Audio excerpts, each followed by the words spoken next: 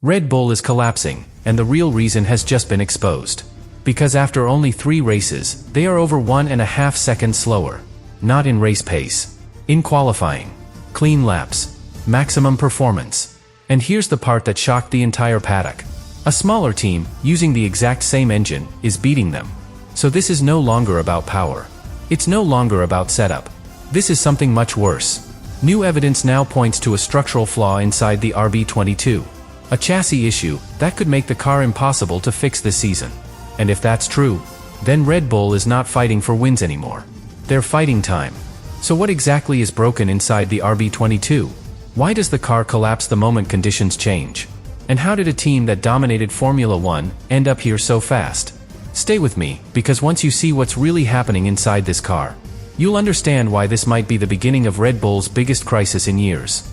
But to understand why this is happening, you have to stop looking at the results and start looking at the car itself. Because the RB22 is not just underperforming. It's behaving in a way that doesn't make sense. One lap it looks competitive. The next, it completely falls apart. Not gradually. Suddenly. And that kind of behavior is never random. It always points to something deeper. Something structural. Because in Formula 1, performance is built on stability. If the platform is stable, everything works. Aerodynamics, tires, energy deployment. But if the platform moves, even slightly, everything breaks. And that's exactly what's happening here. The RB22 cannot maintain a consistent platform. Not through corners. Not over bumps. Not even across a full lap.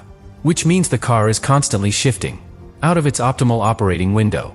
And once that happens, the downforce drops, grip disappears, and the driver is left reacting instead of attacking. That's why Verstappen sounds frustrated. Not because the car is slow, but because it's unpredictable. And unpredictability is the worst possible trait in Formula 1. But here's where things get even more revealing. Because the issue isn't isolated. It's connected to everything. The floor only works in a very narrow range. The suspension struggles to keep the car in that range. The weight makes every movement more exaggerated. And suddenly, all these small problems combine into one big failure. The chassis can't support the concept.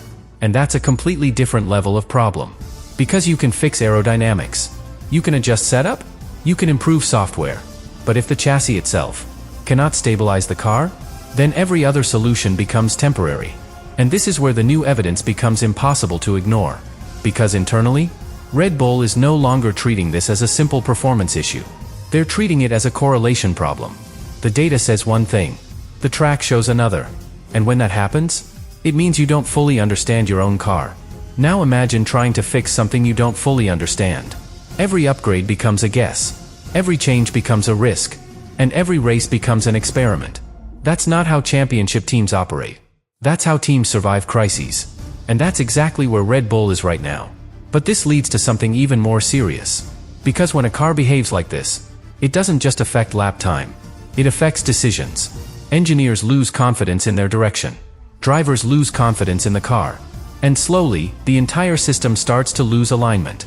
And that's when tension begins to build. Not publicly, but inside the garage, inside the meetings, inside every conversation about what to do next. Because now the question is no longer, how do we make the RB22 faster? It's something much more uncomfortable.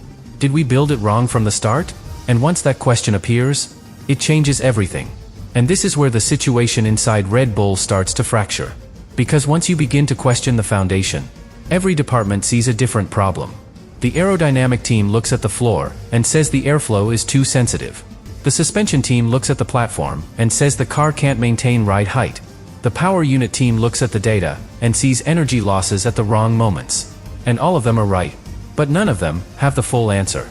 Because the real issue is not one system. It's how all of them interact. And right now, that interaction is broken. The chassis moves too much. The floor reacts too aggressively. The aerodynamics collapse too easily. And the driver feels all of it at once. That's why Verstappen's feedback sounds so extreme. Not just, we're missing grip. But, the car is impossible to drive. That's not exaggeration. That's a driver describing a system that doesn't behave consistently. And when that happens, the entire development process starts to split. Because now, every fix creates a new problem. You stabilize the rear, but lose front grip. You increase ride height to reduce bouncing, but lose downforce. You soften the setup for control, but sacrifice performance. There is no clean solution, only trade-offs. And that's where the tension becomes real, because different directions start to emerge. One group wants to push the current concept further, fix it, refine it, extract what's already there. Another group starts thinking differently. What if the concept itself is the problem? What if no amount of tuning can fix a design that's fundamentally too sensitive? And that's the moment every top team fears. Because once those two visions exist, you're no longer moving in one direction. You're splitting. And in Formula One, a split in direction is more dangerous than being slow. But here's where it gets even more critical. Because this isn't happening in isolation. Time is passing. Races are coming. And while Red Bull is debating direction, Ferrari and Mercedes are executing theirs. Cleanly, confidently, without hesitation. So every week, the cost of uncertainty grows.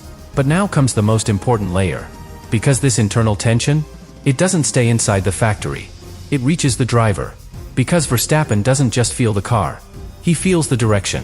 He feels whether the team knows what it's doing. And right now, that clarity isn't there. That's why his message after Japan mattered so much. No miracles. That's not frustration. That's calculation. That's a driver adjusting expectations. Because he understands something deeper is wrong. And once a driver reaches that point, everything changes.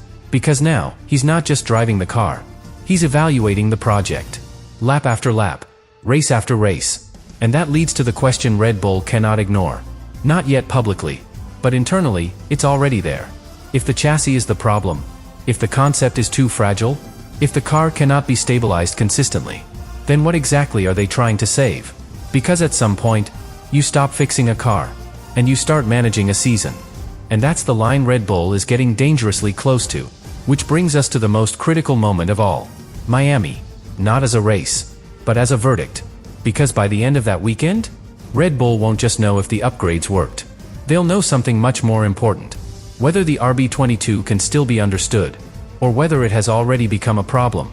Too complex to solve in time. And this is where everything finally reaches its breaking point. Because Miami is not just another race on the calendar. It's the moment where Red Bull finds out if they still have control of the situation, or if they've already lost it. Because by now, every possible explanation has been tested. They've looked at the aerodynamics. They've analyzed the energy system. They've adjusted the setup. They've even started questioning the tools they use to develop the car. And yet, the same problem remains. Unpredictability. Which brings us back to the one thing they can't easily change. The chassis. Because if the chassis cannot hold the car in a stable operating window, then every other fix is temporary. And that's the new evidence that's starting to concern people inside the team. The realization that the RB22 doesn't just have weaknesses. It has limitations built into its structure. And limitations don't disappear with upgrades. They define how far you can go. But here's where the pressure becomes unbearable. Because Miami isn't just about performance. It's about confirmation. If the new floor improves stability, if the car becomes more predictable, if Verstappen can finally push without hesitation, then Red Bull has a path forward. Not perfect, not dominant, but real. Something they can build on. But if the car still behaves the same way, if the instability remains, if the lap time still comes and goes without explanation, then everything changes. Because at that point, they're not dealing with a fixable issue. They're dealing with a flawed concept. And once that becomes clear, there is no quick solution. No upgrade package. No clever adjustment. Just time. Months of it. Time they don't have. But now comes the most critical consequence of all. Because this isn't just about engineering anymore. It's about what happens next. Inside the team. Inside the leadership. And inside Verstappen's own decision-making. Because if Miami confirms that the RB22 cannot be stabilized, then the conversation shifts immediately. From development to future. From performance to direction. And that's when the pressure stops being technical and becomes strategic. Do you continue investing in a car that may never reach the front? Or do you start preparing for what comes after it? And that decision is where the real tension inside Red Bull explodes. Because there is no safe option. Only risk. Commit to the current concept and potentially waste the season. Or abandon it mentally and accept that you're no longer fighting at the front. And for a team like Red Bull, that's not just a difficult decision. It's an identity crisis. Because dominance was never supposed to end like this. Not with confusion. Not with uncertainty. Not with a car that nobody fully understands. But that's exactly where they are now. And the most uncomfortable truth of all is that deep inside the factory, they already know it. Because when a Formula One team starts asking, do we understand our own car? The answer usually comes too late. And by the time it does, the season is already decided. And now, we arrive at the conclusion Red Bull has been trying to avoid. Because everything points to the same place. Not the floor. Not the suspension. Not even the engine. The chassis. The core of the car. The one thing that defines how everything else behaves. Because when you strip it all back, when you remove the upgrades, the experiments, the explanations, there's one constant. The RB22 cannot hold a stable platform. And that is not a setup issue. That is not a tuning problem. That is design. Because a Formula One car lives and dies by its platform. If the chassis keeps the car stable, the aerodynamics work, the tires work, the driver pushes. But if the chassis moves unpredictably, everything collapses. And that's exactly what we've been seeing since the first race. Not a lack of speed, a lack of control. But here's the final piece. The one that changes how you see this entire situation. Because this chassis problem, it didn't appear this season. It was built into the car long before it ever touched the track. Decisions made months ago, even years ago, when Red Bull chose a direction, a concept, a philosophy, one that depended on precision, on narrow operating windows, on everything working perfectly. And now, under real conditions, that philosophy is breaking. Because Formula One is not perfect. Tracks are uneven. Conditions change. Cars move. And a concept that only works in perfection doesn't survive reality. But this is where the situation becomes irreversible. Because you can redesign a floor. You can update aerodynamics. You can improve software. But you cannot redesign the chassis mid-season. You are locked in. Committed. Forced to work around something that may never fully behave the way you need. And that's the moment a team stops chasing wins and starts managing damage. But here's what makes this even more critical. Because this doesn't just affect this season. It affects what comes next. Because if Red Bull now understands that their concept was wrong, then everything has to change. Not just updates. The next car. The next philosophy. The next direction. And that takes time. More time than they have. Because while they're rethinking everything, Ferrari and Mercedes are already building on what works. Extending their advantage. Race by race. So even if Red Bull finds a partial fix, even if they stabilize the car just enough, they're no longer leading. They're recovering. And recovery is always slower. But now comes the final truth. The one everything has been building toward. Because this isn't just a technical failure.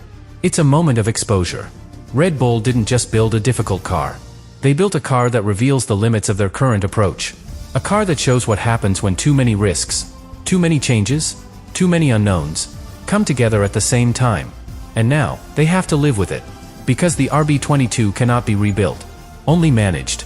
Only adapted. Only pushed as far as it allows. And that's why the tension inside Red Bull is so high. Because deep down, they already know the answer. The RB22 is not a championship-winning car. Not this year. Maybe not ever. And the real question is no longer whether they can fix it. It's how quickly they can move on from it. Before the damage goes beyond just one season.